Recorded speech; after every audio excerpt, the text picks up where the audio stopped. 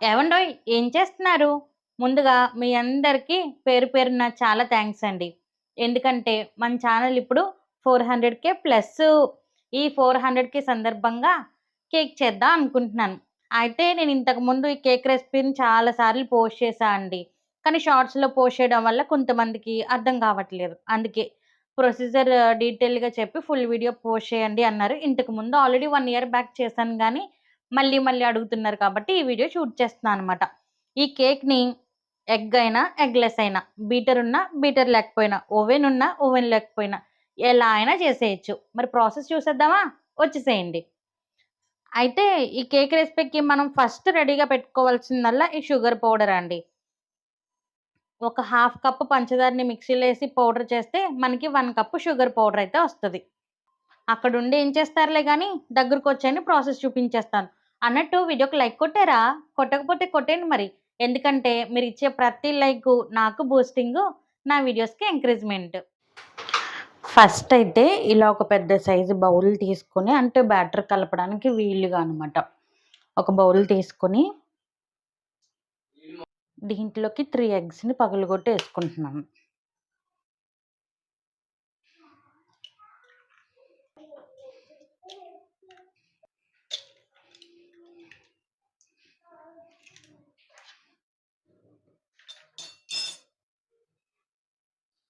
ఒకవేళ మీరు ఎగ్‌లెస్ చేయాలి అనుకుంటే గనక దీంట్లో 1 కప్ పెరుగేసుకోవచ్చు. అంటే ఎగ్స్ ప్లేస్‌లో 1 కప్ పెరుగు యాడ్ చేసుకుంటే సరిపోతది. నేను ఈ ఎగ్స్‌ని బీటర్‌తో బీట్ చేసుకుంటున్నా అండి. ఒకవేళ మీకు ఈ బీటర్ లేకపోతే గనక ఈ విస్కర్‌తో కూడా బీట్ చేసుకోవచ్చు. దీంతో కాస్త లేట్‌గా అవుతది.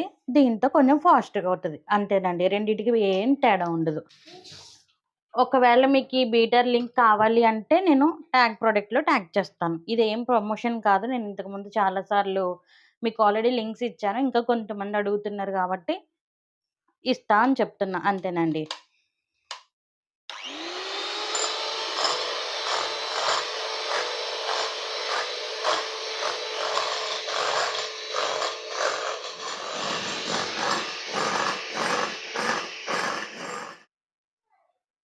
ఇదిగోండి ఇలా ఎగ్ క్రీమీ టెక్స్చర్‌లోకి రావాలన్నమాట థిక్‌గా.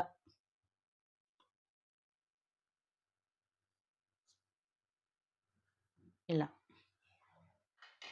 ఇప్పుడు దీంట్లోకి మనం పౌడర్ చేసి పెట్టుకున్న షుగర్‌నేసుకొని మళ్ళీ బీట్ చేసుకోవాలి. ఒకవేళ మీ దగ్గర ఈ విస్కర్ కూడా లేకపోతే మీరు హ్యాపీగా మిక్సీ జార్‌లో కూడా వేసుకొని హై స్పీడ్‌లో తిప్పుకున్నా సరిపోతది.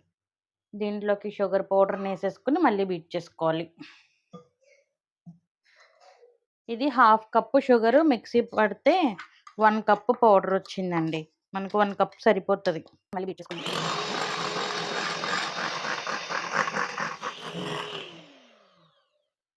ఇదిగోండి ఇలా క్రీమీ వస్తే షుగర్ ఇలా మిక్స్ అయితే సరిపోతదనమాట. ఇప్పుడు దీంట్లోకి ఇలా స్ట్రైనర్ పెట్టుకొని ఇంకోటి ఒక కప్పు మైదా,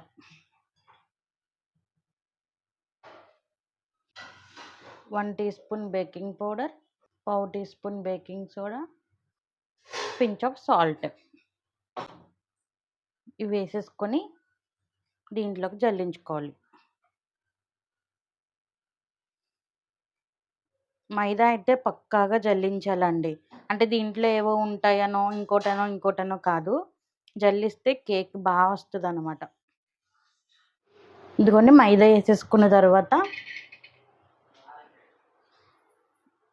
ఇలా కట్ అండ్ ఫోల్డ్ మెథడ్‌లో కలుపుకోవాలనమాట. అంటే ఇదిగోండి ఇక్కడి నుంచి ఇది ఇలా పట్టుకొచ్చి ఇలా ఫోల్డ్ చేయాలనమాట. సేమ్.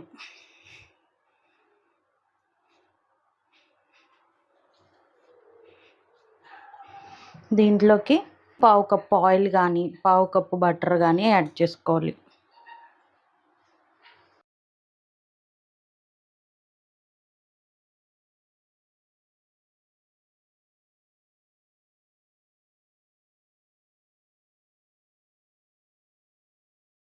దీంట్లోకి కొంచెం కొంచెం పాలు యాడ్ చేసుకోవాలి.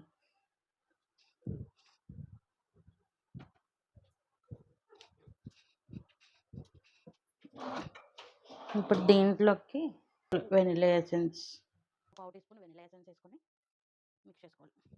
వెనిలా ఎసెన్స్ కంపల్సరీ వేసుకోవాలండి. ఇప్పుడు ప్రతి సూపర్ మార్కెట్లో దొరికేస్తుంది కాబట్టి ప్రాబ్లమ్ ఏమి ఉండదు. ఇదిగోండి బ్యాటర్ ఈ కన్సిస్టెన్సీలో ఉంటే సరిపోద్ది. మీకు ఒకవేళ తిక్కుగా ఉంటే పాలు వేసుకోవచ్చు, లేదు పల్చగా ఉంది అనుకుంటే లైట్గా జల్లించిన మైదా వేసుకోవచ్చు, ప్రాబ్లం ఏం లేదు. మరీ ఎక్కువ కాదు, తక్కువ. ఇప్పుడు నేను దీంట్లోకి కొన్ని టూటీ ఫ్రూటీలు యాడ్ చేస్తున్నాను కలర్ఫుల్ కోసం.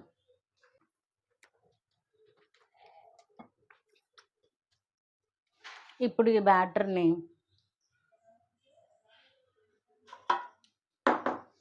ఇలా బటర్ పేపర్ వేసుకున్న కేక్ మౌల్డ్లోకి తీసుకోవాలి.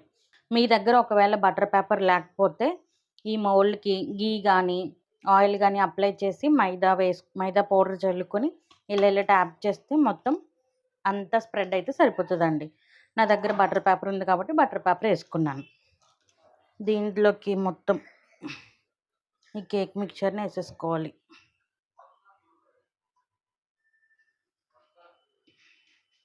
లోపల ఎయిర్ గ్యాప్స్ ఏం లేకుండా దీన్ని ఇలా ట్యాప్ చేసుకోవాలన్నమాట.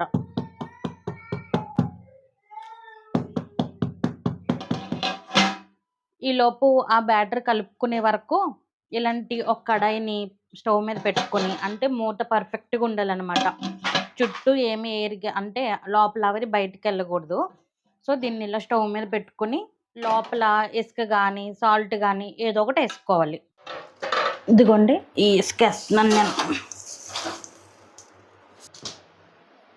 మీ దగ్గర సాల్ట్ ఉంటే సాల్ట్ కూడా వేసుకోవచ్చు. ఆ సాల్ట్ చాలామంది వాడుకోవచ్చా మళ్ళీ అని అడుగుతున్నారు. ఆ సాల్ట్ యూజ్ చేసుకోకూడదండి.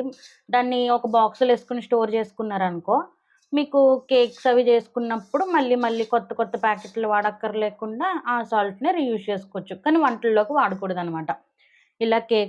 ఇలా ఇసుకను మొత్తం స్ప్రెడ్ చేసుకుని మూత పెట్టేసి ఒక 10 మినిట్స్ పాటు ప్రీ హీట్ చేసుకోవాలి. దీన్ని ఇలా ట్యాప్ చేసుకుని ఎయిర్ గ్యాప్స్ ఏం లేకుండా వేస్తున్నాను.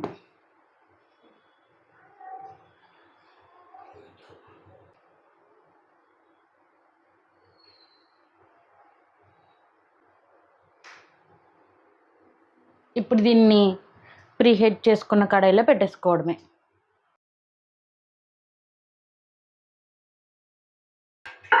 ఇలా ప్రీ హీట్ అయిన తర్వాత ఇలాంటిది ఒక స్టాండ్ పెట్టుకొని కేక్ మౌల్డ్ని పెట్టేసుకోవాలి. పెట్టుకున్నప్పుడు జాగ్రత్త, చేతులకి ఊతలాడుతుంది. ఇంతేనండి. ఇలా పెట్టేసి మూత పెట్టేసుకోవడమే. మూత పెట్టేసుకొని మీడియం ఫ్లేమ్లో పెట్టుకొని 40 to 45 మినిట్స్ బేక్ అవనివ్వాలి. మాది ఈ మూత కొంచెం వెయిట్గానే ఉంది కాబట్టి బయట నుంచి ఎక్కడ ఆవిరి వెళ్ళట్లేదు కాబట్టి నేను పైన ఏమీ బరువు పెట్టట్లేదు. మీది ఒకవేళ లైట్ వెయిట్ అయితే కనుక ఖచ్చితంగా బరువు పెట్టుకోవాలి. ఇదిగోండి సరిగ్గా 45 మినిట్స్కి కేక్ అయితే పర్ఫెక్ట్గా బేక్ అయిపోయింది. ఒకసారి చెక్ చేద్దాం. అసలు ఏం అంటుకోలేదు కాబట్టి పర్ఫెక్ట్గా బేక్ అయిపోయినట్టే. దీన్ని ఇప్పుడు ఈ కడాయిలోంచి బయటికి తీసేసుకుని చల్లారనివ్వాలన్నమాట. కేక్ అయితే చల్లారిపోయింది. ఇప్పుడు ఇలా ఎడ్జెస్ తీసుకుంటూ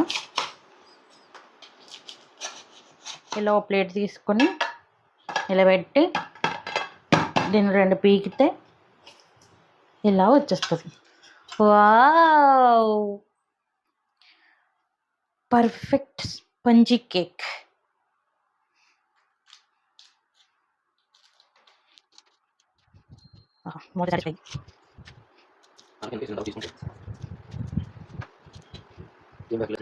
వచ్చింది అంతా.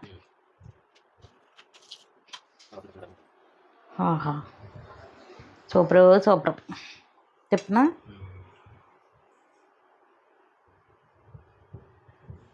సో ఫైనల్గా కేక్ అయితే ఫ్లఫీగా సాఫ్ట్గా సూపర్ వచ్చిందండి.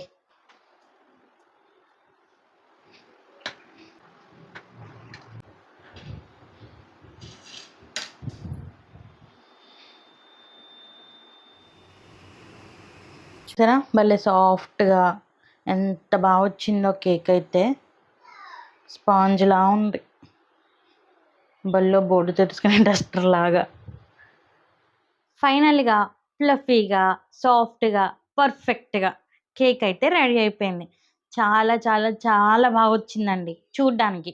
టేస్ట్ కూడా చెప్తాను, నేను కాదు ఈయన చెప్తారు. ఈరోజు ట్యూస్డే కదా, నేను నాన్ వెజ్ తిన్నా, దీంట్లో ఎగ్ వేసాను కాబట్టి అందుకే ఈరోజు మా పతి గారు టేస్ట్ చేస్తారు.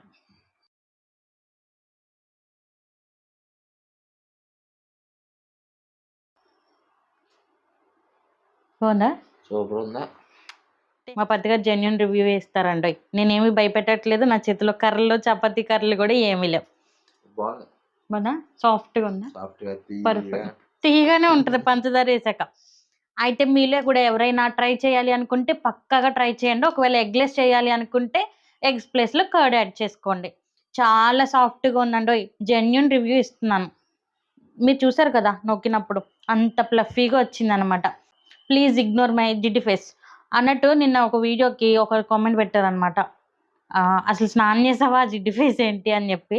మరి కిచెన్లో వంట చేసినప్పుడు ఫేస్ జిడ్డుగా లేకుండా మేకప్ వేసుకున్నట్టు ఉంటుందా అండి? నాకు అర్థం కాదు. ఏమోలే, వాళ్ళ కిచెన్లో కూడా ఏసీ ఏమైనా ఉందేమో, మనకు అనవసరం. అర్థం చేసుకోగలిగిన వాళ్ళు అర్థం చేసుకుంటారు. అయితే ఫైనల్గా ఇంకొకసారి మీ అందరికీ థ్యాంక్ యూ సో మచ్. ఎందుకంటే మన ఛానల్ ఇప్పుడు 400K ప్లస్. ఈరోజైతే పర్ఫెక్ట్గా ప్లఫీ కేక్ చేసుకున్నాం కదా, నెక్స్ట్ వీడియోలో ఏం చేయమంటారో మీరే కామెంట్ చేసేయండి.